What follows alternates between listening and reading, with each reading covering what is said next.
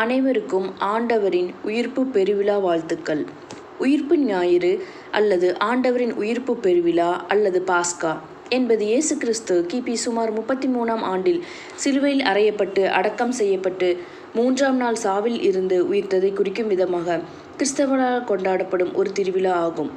இயேசு கிறிஸ்து கல்லறையில் அறையப்பட்ட 3ஆம் நாள் அவருடைய சீடர்கள் அவருடைய கல்லறைக்கு சென்றபோது கல்லறையின் கல் அகற்றப்பட்டு அவரது உடல் அங்கு இல்லை.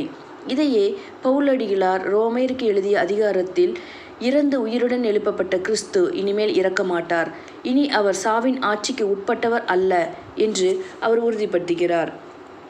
ஐசாயா 53லும் இதையே உட்படுத்தப்படுகிறது. இயேசு கிறிஸ்து உயிர்த்து எழுந்து சீடர்களுக்கு பலமுறை காட்சியளிக்கிறார். அவர்களோடு உண்டு அவர்களால் உருவாக்கப்பட்ட கிறிஸ்துவ சபை மேலும் வளர்ச்சியடைய ஊக்குவிக்கிறார்.